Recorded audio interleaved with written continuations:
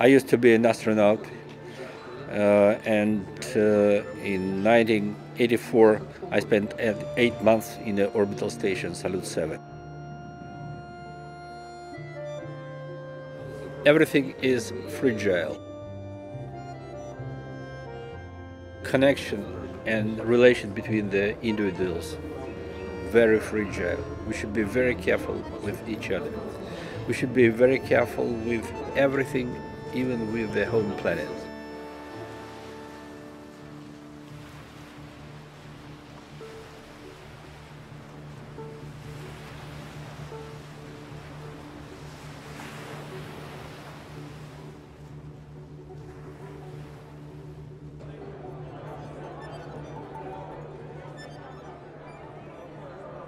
Dialogue of civilization, that is philosophy. Philosophy is the science of the sciences. So in philosophy, everything is included.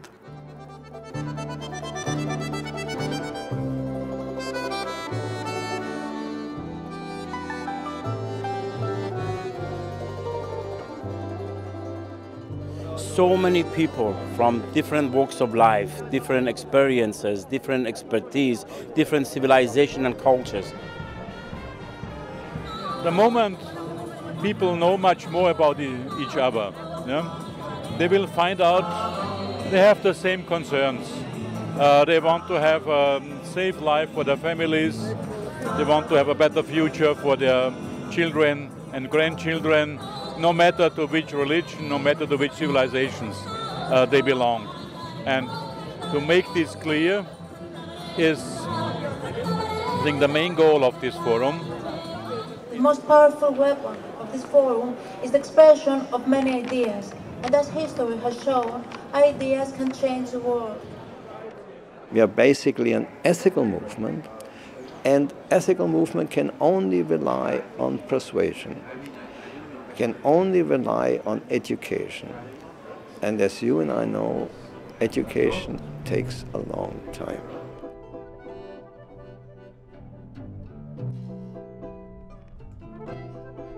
Что этот кризис более, чем кризис экономический или финансово-экономический. Это кризис нравственности и кризис интеллектуальных основ человечества. We are facing several crises.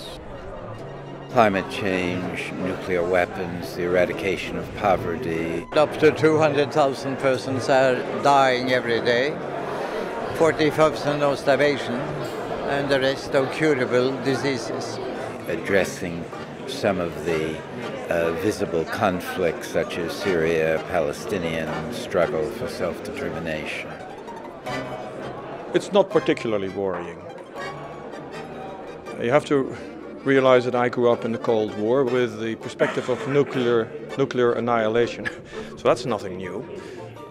What's a bit worrying is that it's coming back and that there are more players. And what one notices is that the sovereign states seem unable to deal with these issues in a satisfactory way, either singly or collectively or through the UN. And what this suggests is the problems of modernity are very much linked to sovereign states acting for the best interests of their populations, for the national interest, but not for the human interest or the global interest.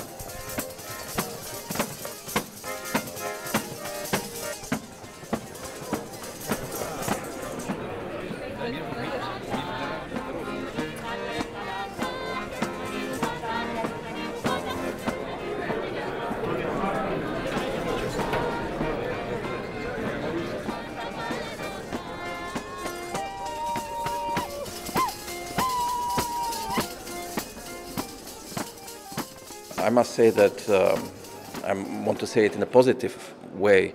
A lot of people who come to this forum are at the end shocked by the vast negative information of where the world could move. So we look at public debt, we see that the Western world, they peaked. And if you go on savings in Western and advanced economies, we see that it's going down. We have some serious issues that revolve mostly around energy, because energy is what drives our civilizations. So oil is going to run out. The industrial way of life may kind of collapse. So you'd think we would want to be prudent and pace out the consumption of oil. We're racing to hit the wall.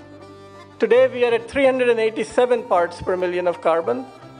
If we don't control it, at about 425 parts per million, the world changes. You don't have the agricultural productivity we are accustomed to. It'll drop by 20%. 200 million people will have to move because sea levels will rise. We are killing this earth. We already face an enormous crisis with climate change, but if climate change were not happening, if we magicked it away in some way, then everything on the planet wouldn't be all right, because we've still got devastating biodiversity loss. And that's really caused by losing habitat, by mining natural resources.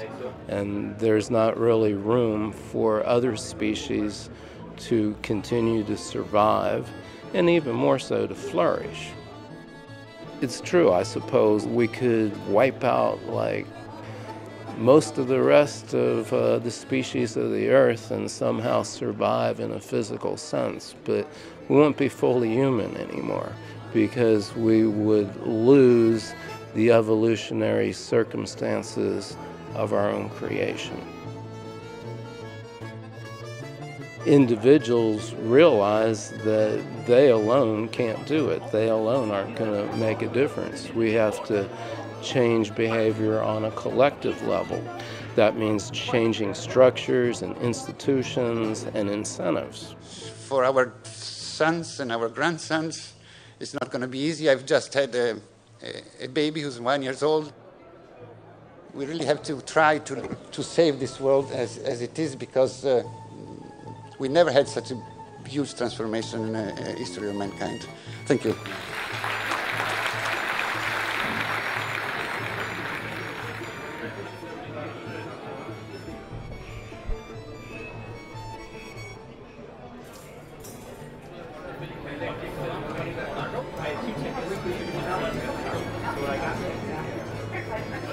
Where do I begin? I think there are many challenges, but I think the basic challenge is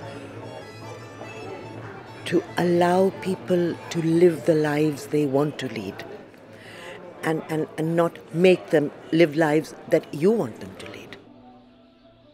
I think the challenge is to allow people to develop their own cultures and not to superimpose cultures on them. All cultures are equal. It is not because all cultures have contributed equally to each other. They don't have to not have equality in the sense in which people usually talk. It has a different kind of complementarity, and that complementary relationship enriches both of us. And as one of the opening speeches mentioned, we need diversity and experimentation to see what works. And as long as we have one hegemony, doesn't matter who that was, whether it's the United States recently or Rome or whoever, you only do things in one way. And that's good if it turns out to be the right way, but usually it isn't.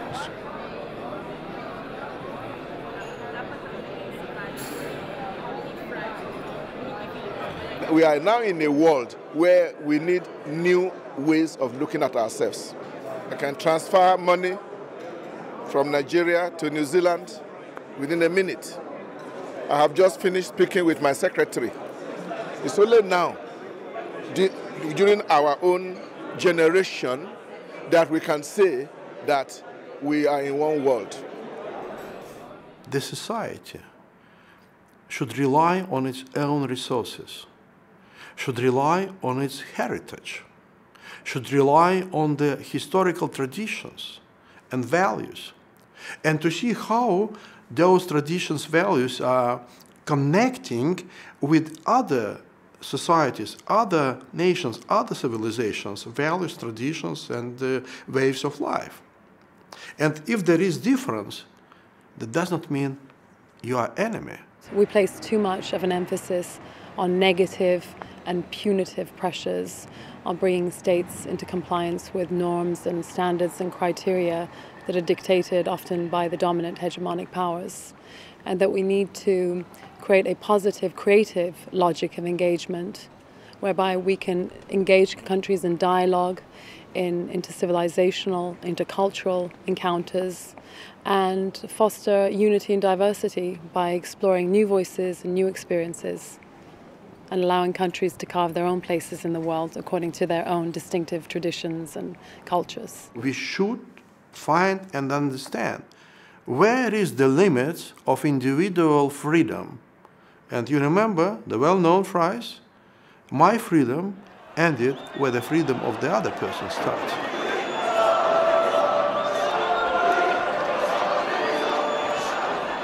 We are going through very revolutionary times. Just think that only one man who burned himself to death in Tunisia started a movement that's still going on. The total population is about 70 million people in Egypt, but close to 1/3 actually demonstrated on the streets.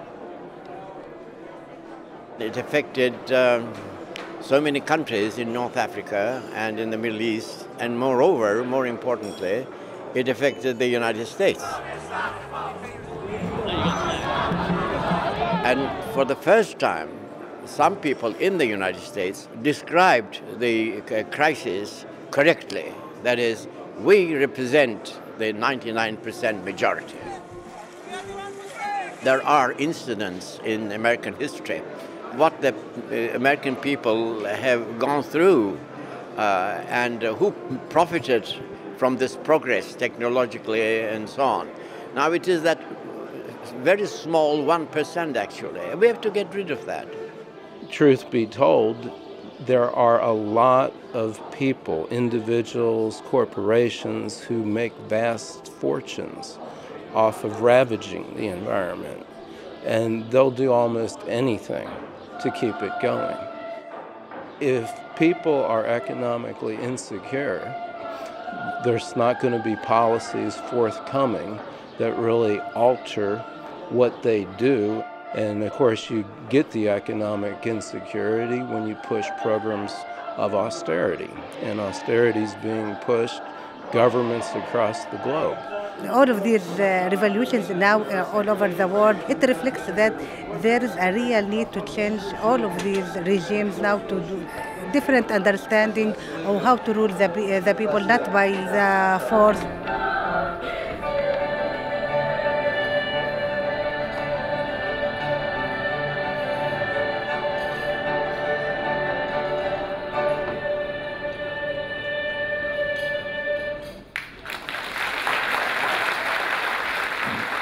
Can rule the people with more developed laws and institutions, and by more creative thinking of how to make at least the main needs of everybody as interest of the whole world. Listen to the excluded voices, the marginal, the people that are suffering, the people who are oppressed, and listen to the young people who have the most at stake involved in the future. I want that every person in the world fully understands itself, first of all. We will have great society in this case, because no problems will appear. It will be a new level of consciousness for all of them, for all of us. Now, the main object is money, it's economic, and everything like that, yes? Practical. But what about family? What about soul? What about dream? Where is it? What the future will be, there's a kind of vacuum. that vacuum is going to be filled with something. Now, it may be revolution, destruction, or if we're lucky, people might say, well, here's a different idea. Solve our problems.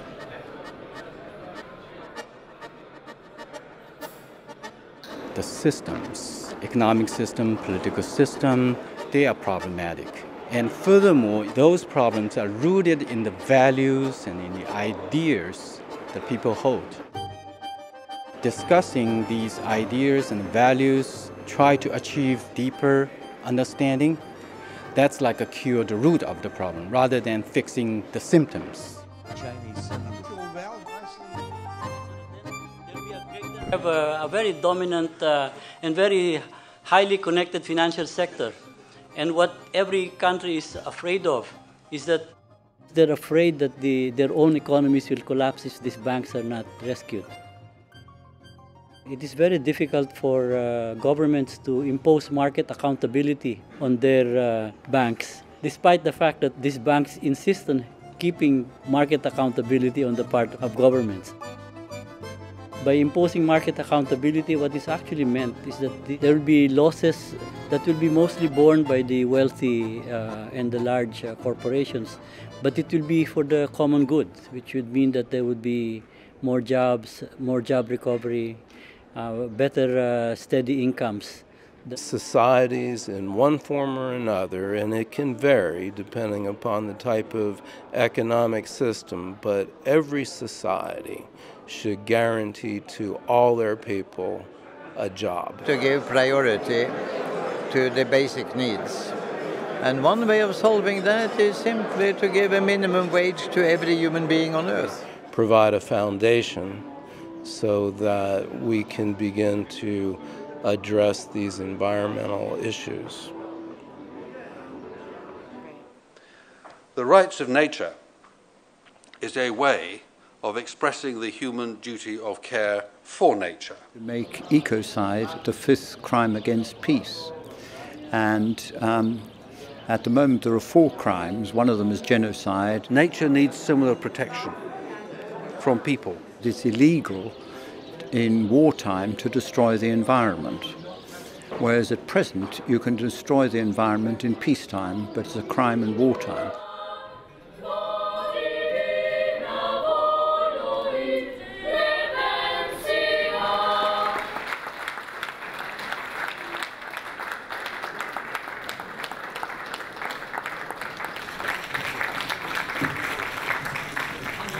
Young people are vulnerable. So the family serves like a safe haven, you know. One more question? Yes. If we lose sight of the family, then we have lost society. We have destroyed society. The family has to be central in any decision, economic, be it economic, political, and what have you.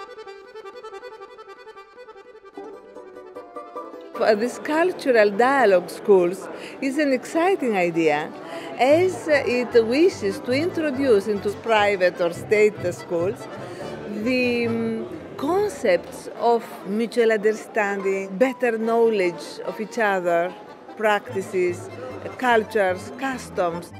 We need to educate people since they are very small citizens, from childhood, from kindergartens. We need to teach them something very essential, very basic. And what is around? What does it mean to be Iranian today? What does it mean to be Muslim today? What does it mean to be Christian today? What does it mean not to believe today? This year we decided to organize, first time in the history of Rodos Forum, a workshop dedicated to the ethical and civilizational dimension of nanotechnology. That nano is our future is an understatement from my standpoint. If you look at every aspect of energy, there may be an application where nano can improve it. Clean up water for very low costs, help decontaminate contaminated land. Nanotechnologies can be used in all of those ways to great benefit. The greatest fears I have about nanomaterials are that when they're designed for one purpose, that they may eventually escape into the environment and do things that we don't expect they'll do. There are no geographical borders that will contain nanoparticles. What should be avoided? Which anthropological, philosophical challenges? Should we have infrared vision, for example, or not? This is not a science fiction anymore. So it has to be a joint venture involving private entities, businesses, governments, and societies, NGOs, because everyone needs to be protected from it, and everyone should benefit from it.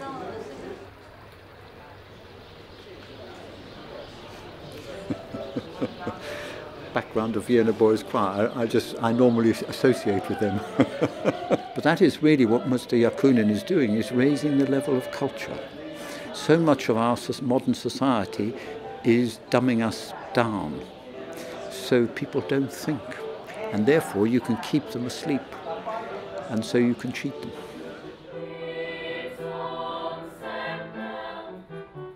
For me, the music is the most powerful language, because this language, it's not necessary to translate.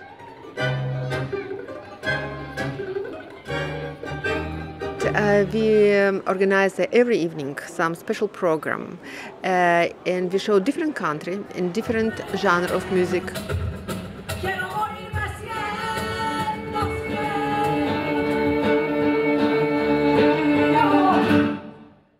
Music affects the brain so strongly. We can use components of music to really advance not just healing but wellness, even in those people who can never really recover. You know, I think about all the struggles and conflicts in the world today, and I think about the people that are affected by those conflicts. Through music, there's a way of them to feel safe and whole. And I think that's the promise of what music can be to all societies where there's especially conflict.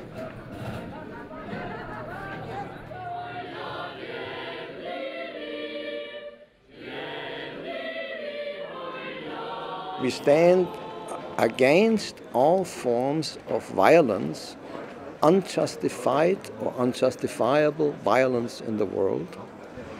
We stand for a maximum of peaceful negotiations.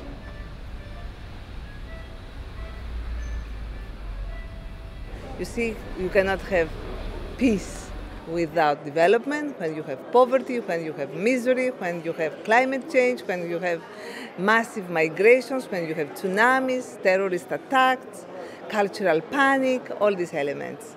These are terrible elements. But I think if we consider development, the other side of the coin of peace, this I think would be a very important challenge, as they have a kind of causal links. So great. It's a good? Yeah? But one more question. Okay, but I have to go to Socrates. Why, I certainly don't know anything, but at least I don't think that I... What I really was moved by was last night's play, and what Socrates said, and what Plato said. We are saying today here at the Forum. What is it that you do then? We have to have a space of reflection, of thinking, you know. And of course, being here in Greece, this is a place for reflection, you know. This is the home of philosophy. Let me just say, I've gained this reputation purely on account of my wisdom. But what exactly is this wisdom of mine? Well, there's nothing else than what is considered to be human wisdom. Listening is a form of love, and until that is practiced, you can celebrate dialogue endlessly, but you won't achieve its real goals. No, that's absolutely correct. I mean, we are dedicated to dialogue of civilizations. You cannot have dialogue if you don't listen. But I want them, first of all, to respect each other. I think this is the first step. No, I think respect and curiosity. Be blind to prejudices, but of course our eyes open to the beauty around us. You need to quiet yourself, your own thoughts. That you have to have compassion for the other person. I'm a bit worried about the term love because it's been hijacked by so many. For me, listening is learning. And learning is knowledge. And knowledge creates wisdom. I think you have to love for everything. Question everything about your own background. If you have love, you can do whatever you want, because you will do only those things which will be allowed by love. 这看到的话呢，就是说，这个水呀，冲击这个石头。Love is like the power of water. Love can brush everything, including the wars and conflicts, in the long run. Love opens the way for dialogue, opens the way for mutual understanding, and opens the way for mutual respect and freedom. Freedom of conscience, freedom of religion, and freedom for one's, adherence to one's principles. And of course, love is a very high ideal, and we don't always fulfill it. Maybe one thing that the forum allows or forces us to do is to rethink or to think in terms of these very big ideas that we don't always fulfill. I think it's absolutely essential to emphasize the humanity, divine, nature triad, and to understand that we are all linked cosmically.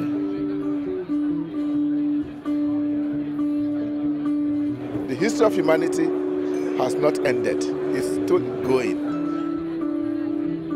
And little by little, we can move humankind closer and closer to that goal which we have been told about since ages immemorial.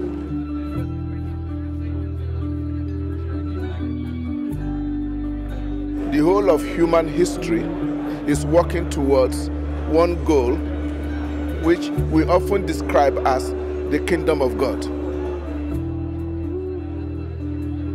This is in Hebrew called Jerusalem.